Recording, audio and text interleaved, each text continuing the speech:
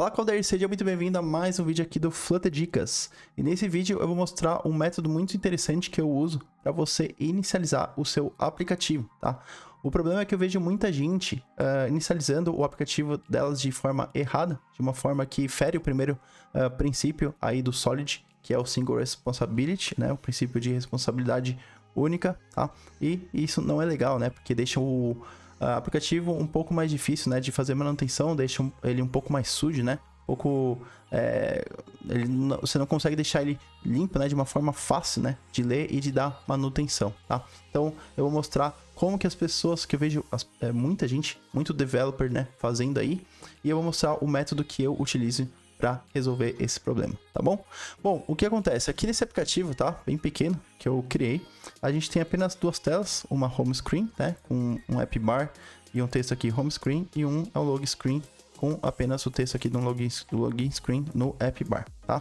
E aí aqui no main, a gente tem as duas rotas, o login e o home screen, tá?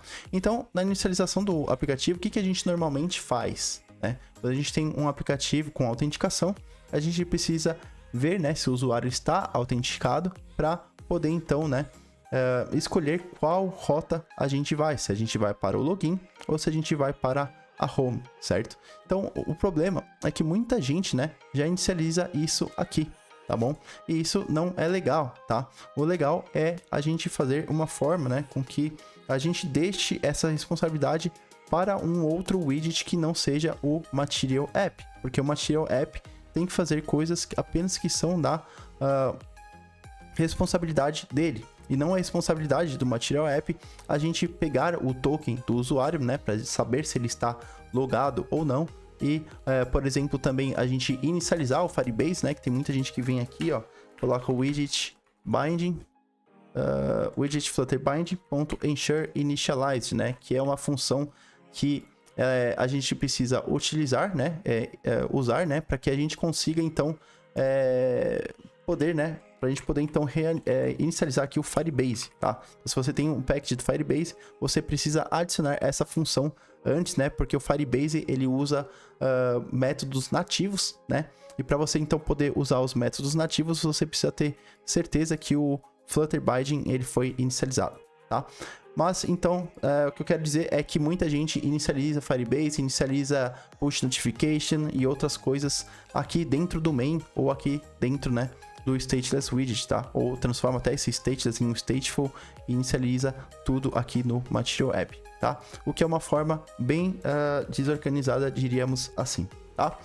E agora, então, antes da gente começar, né, para poder explicar, né, qual que é o método que eu utilizo para isso, eu queria só pedir para que você, por favor, deixe o like aí, porque ajuda bastante, tá, o canal, e para passar então o algoritmo, né, passar esse vídeo para mais pessoas que estão com a mesma dúvida, que você, tá bom?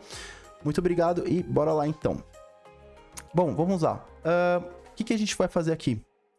A gente tem essas duas páginas, certo? E eu vou criar então uma página a mais para que nessa página ela seja responsável apenas por fazer essa inicialização inicial, tá bom? E essa página normalmente eu chamo de splash screen, tá? Splash screen.dart, tá? Então vamos dar um fd sts, state desse widget aqui, e temos então o scaffold, tá? Então aqui não vou nem colocar um app bar, tá? Vou apenas colocar um body. E aí teremos aqui um center, um child, circular progress indicator, né? Para mostrar para o usuário, dar um feedback para o usuário, né? Que está sendo carregado, né? O aplicativo está sendo carregado. Eu só vou transformar aqui de stateless, eu vou colocar um stateful, tá? Porque a gente vai colocar uma funçãozinha, né? Simular, né? Uma funçãozinha aqui, como se ele estivesse carregando, tá? Então daremos um init state aqui, tá? Vou criar uma variável aqui, bool loading, e vai começar como true, certo? E aí, aqui dentro do init state, a gente vai dar um future delayed, uma duração de, vamos colocar aqui 5 segundos, tá? Para simular, né? Como se estivesse carregando. E aí depois, .then, deixa eu ver, espera uma função, tá? E aí aqui a gente vai fazer o... Eu vou colocar aqui dentro já. Deixa eu colocar aqui. aqui dentro do Future Delayed, ele já tem o callback, tá? Daí aqui dentro, então, a gente vai colocar um loading equals a false. Certo? Não precisa nem colocar o loading false, porque a gente vai já sair, tá? E aí a gente vai fazer um navigator ponto of context ponto push named. E aí a gente vai passar então para tela, né? Então vamos supor aqui que a gente tem token, né? Carregar um token, final token igual a, vou colocar uma string aqui que pode ser vazia. E aí eu vou colocar aqui, né, forçado, né, como se fosse um token aqui do usuário, tá bom? Eu coloquei que ela pode ser vazia, né? Porque aí quando a gente for carregar o token, né, seria pelo local storage, mas aqui eu tô colocando ele hard-coded só para simular, tá bom? Mas eu quero que vocês entendam que eu coloquei que ela pode ser nula, né? Porque a gente vai carregar e quando a gente carrega esse token, né? Ele pode vir nulo, tá bom? Então a gente vai simular para os dois casos, quando é nulo e quando ele existe, tá bom? Então, e aí, o que a gente vai fazer? A gente vai fazer um if token diferente de nulo. A gente vai, então, passar, né? Para o barra home, jogar o usuário para home. E se o token for nulo, a gente vai jogar para o, né, login, certo? E aí, então, o que acontece? Eu tô dando esse delay, né, de 5 segundos, né, só para simular, como se a gente tivesse que fazer outras calls, tá? Às vezes a gente precisa fazer algumas calls para ir para a API, a gente precisa carregar, né, outras informações, né, do usuário, a gente precisa carregar o push notification, a gente precisa carregar o Firebase, Firestore, entre mil e uma coisas aí que talvez a gente precise fazer, né, para inicializar o nosso aplicativo, tá? Então eu tô colocando esse delay aqui de 5 segundos apenas para simular isso, tá? Vou até colocar um pouco menor, vou colocar 3 segundos. Agora vamos salvar, vamos voltar para o main e vamos trocar aqui o initial route para splash e vamos adicionar aqui no route o splash e o splash screen.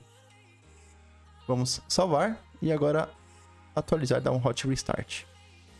Então veja aqui que ele está carregando e 3 segundos depois ele vai para home screen, tá? A única coisa que eu tenho que arrumar aqui é que em vez de push named, aqui eu vou colocar um push named and remove until. Não, é push replacement named, tá? Por quê? Porque eu quero que essa página, né, do splash não fique, né, na pilha, certo? O usuário não consiga voltar para essa página do splash, porque não faz sentido, já que a gente quer apenas inicializar o aplicativo nessa página, tá bom? Então agora se a gente atualizar, temos aqui o Circular Progress Indicator, e aí ele veio para o home screen e a gente não consegue voltar mais. Legal? Legal. Agora então, se o token ele for nulo, né? Então vamos colocar aqui nulo, né, no token. Vamos salvar e atualizar. Ele deve jogar para o login. E aí temos então aqui o login screen. Mais uma vez, né? Se existir o token, ele tem que jogar para home. Vamos atualizar. Ele inicializa o aplicativo aqui com tudo que a gente precisa e joga para a home screen. Tá bom? Bom, então é isso sobre a dica, né, de hoje. Eu espero que vocês tenham gostado desse método aqui. Tá, eu vejo realmente muita gente inicializando tudo aqui no main, tá? Veja como ficou muito mais simples e limpo aqui a nossa lógica, colocando tudo apenas aqui no splash screen, tá? Outra coisa que não se deve fazer, né, é colocar a lógica aqui na view, né? Já que aqui a responsabilidade da view é ter apenas coisas da view, certo? E aí a lógica, então você poderia criar um controller ou algo do tipo, né, um state aqui no splash, né? Para o splash com o splash controller ou algo do tipo, para fazer a lógica, então, por exemplo, de inicializar o token ou inicializar o push notification, Firebase, né?